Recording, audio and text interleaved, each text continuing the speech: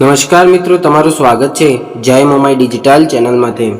મિત્રો, આજે આપણે માતા મેલડીનો પરચો જાણવા જઈશું કે કેવા 10 દિવસોથી મરેલું મરદું ઊભું કીધું અને પરચો માતા મેલડીનો મારા પિતા અને મારા પિતાના પિતા સંભળાવતા હતા, જે મારા પિતાજી એક કિતાબમાં લખી નાખ્યા હતા। તમને સંભળાવો। આપણા ચેનલને સબસ્ક્રાઇબ કરજો મિત્રો, અને મને ઘણી મહેનત લાગે છે આ બધું કરવામાં। હવે હું મારા ફાયદા માટે નથી કરતો। માતાજીના નામના પરચા દુષ્ટજનો લોકોએ દબાવી નાખેલા આજે હું તમને જણાવું છું। આ વાત મુગલોના સમયની છે।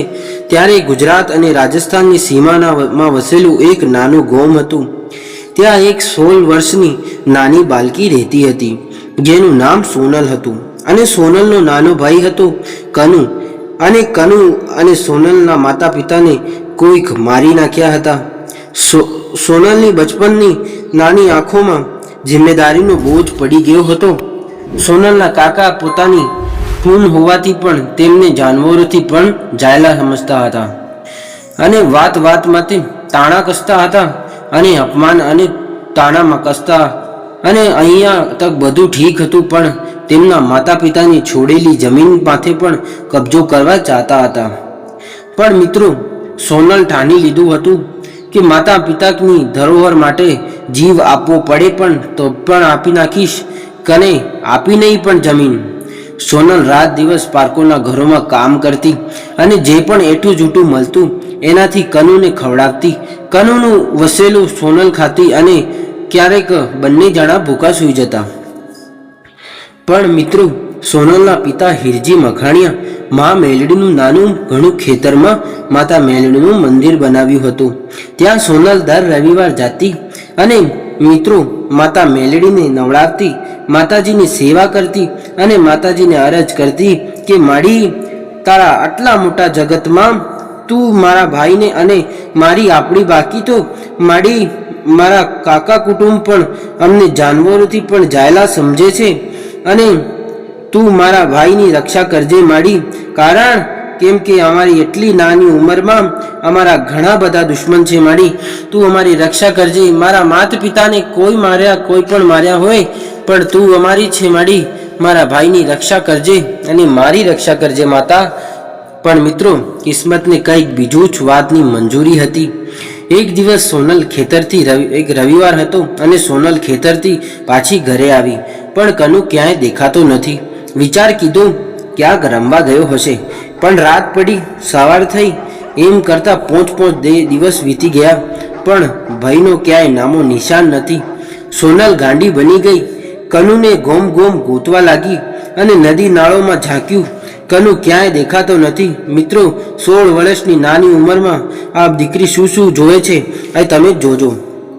અંતમાં પોતાના કાકા પાસે ગઈ અને કાંપતી અવાજમાં બોલી કે કાકા, મારો કનુ ક્યાં છે?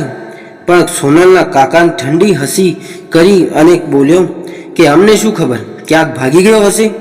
પણ સોનલની આત્મા કાંપી ગઈ તેમના કાકાની હસી, અને તેમની આંખોમાં સાફ દેખાતું હતું કે કનુને બારામાં આ જાણતા હતા, પણ સોનલને ધક્કો મારીને કાઢી નાખી। સોનલ રડતી આંખો ઘરે પોકી અને એનું ધૈર્ય તૂટી ગયું। સોનલ દોડતી માતાજીની ચોખટમાં તે જાય છે અને નાની આંખોમાં મોટા આંસુ ભરી માતાજીને બોલી અને કહેવા લાગી કે મારા લોઢાના દાંતવાળી મેલડી, મારી કાળી નાગણ, હવે હું તારી ચોખટમાંથી ક્યારેય પગ ના મૂકું। તે મારા ભાઈને ના બચાયો, મારો એકનો એક આધાર હતો।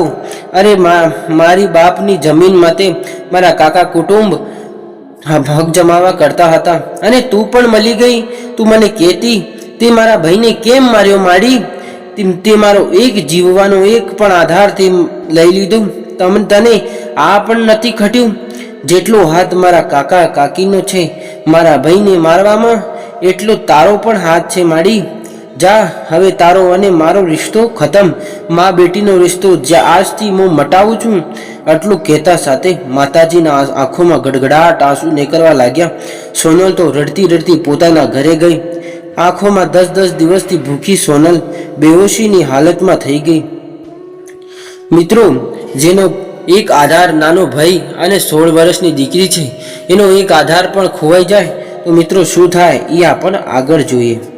ઘરના બારતે એક વૃદ્ધ ડોસી સોનલ માટે ખાવા લાવી હતી અને સોનલને પોકાર પાડી કે દીકરી સોનલ, દીકરી સોનલ. સોનલ બારણે આવી અને ડોસીને જોઈ સોનલ માતા મેલડીને ઓળખી ગઈ. સોનલ બોલી, હવે તું કેમ આવી છે? માતાજી પોતાના રૂપમાં આવ્યા અને સોનલ તો જોર જોરથી રડવા લાગી અને મા મેલડી બોલી, દીકરી, કનુને મારવામાં મારો હાથ કાંઈ નથી તો દીકરી, તે મારા માથે એવું ટાણું કશું? તારી કાકી અને તારા કાકાએ એક માથું પકડ્યું, એક હાથ પકડ્યો, એક પગ પકડ્યો, એક મુખ પકડ્યું અને ઘણી બેરહેમીથી આ નાના બાળકને મારી નાખ્યો. અને દીકરા, પણ વિધાતાના લેખમાં પણ મેખ મારી નાખું, આ હું મેલડી. વિધાતાના લખેલા લેખ પણ ફાડી બદલાવી નાખું, આ હું મેલડી. મટાવી બીજા લખું, હું મેલડી છું. હવે તું આખા ગામવાળાને લઈ તું નદી કાંઠે જાજે, તારો ભાઈને દફનાવેલો બહાર કાઢજે અને જો આ લે આ રાક્ષસ તારા ભાઈના શરીરમાંથી ઘા કરજે. જોરથી ઘા કરવાથી પછી તો 10 દિવસોથી મરેલા મરદા ઊભા કરું, તું હું મેલડી ના કહેવાઉં બાપ, અને તારા કાકા કુટુંબને જીવતા પેલી જગ્યા ના ગાડું તો હું હિરજી મખાણિયાની મેલડી ના કહેવાઉં. મિત્રો, સવાર પડી સોનલ ઊભી થઈ અને નદીના કાંઠે ગઈ. પાછળ પૂરા ગામની લોકો હતા અને સોનલના કાકા કુટુંબ મિત્રો લોક ક્યાંક શું કહેશે એમ કરી અને દોડતા પાછળ આવે છે. કાદવમાં પડેલું કનુનું શવ ધીરે ધીરે ઉપર આવવા લાગ્યું. સોનલ માતાજીના કહ્યા અનુસાર અક્ષતનો મોઢામાંથી ઘા કીધો. માતા મેલડી તો કનુના તરત પ્રાણ ફૂંક્યા. કનુ ઊભો થયો અને પૂરી વાત જણાવી. સોનલ માતાજીને ધન્યવાદ કીધું કે મારી આઈ સાચી છે, 10 દિવસથી મરેલા મારા ભાઈને ઊભો કીધો. મારી મેલડી માતા સાચી છે અને મારો જીવનનો આધાર મારા ભાઈને જીવન આપ્યું. જય માતા મેલડી, જય માતા મેલડી. લોકો પણ માતા મેલડીને નામનો જય જયકાર રટણ કરવા લાગ્યા. ત્યાં જ માતા મેલડીનો કોપ થયો. સોનલના કાકા કુટુંબ ધરતી ફાટી અને ધરતીમાં જ સમાઈ ગયા. તો મિત્રો, વિડીયો ગમી તો ચેનલને સબસ્ક્રાઇબ કરી નાખો અને માતાજીના નામના પરચા આગળ વધાવો. અને મિત્રો, આ ચેનલમાંથી માતાજીના અદ્ભુત પરચા અને ઇતિહાસો જાણવા મળશે, તો તમને આ મોકો ના ખોવો જોઈએ. તમે આ ચેનલને સબસ્ક્રાઇબ કરી જય મામા ડિજિટલને સબસ્ક્રાઇબ કરી લાઇક કરી નાખજો અને વિડીયોને આગળ પહોંચાડજો, જેનાથી અમને સપોર્ટ મળે. અને મિત્રો, જય દશામાં, જય મેલડીમાં, જય ગોગાજી, જય સવારિયા શેઠ, જય જ્વાલા માતા.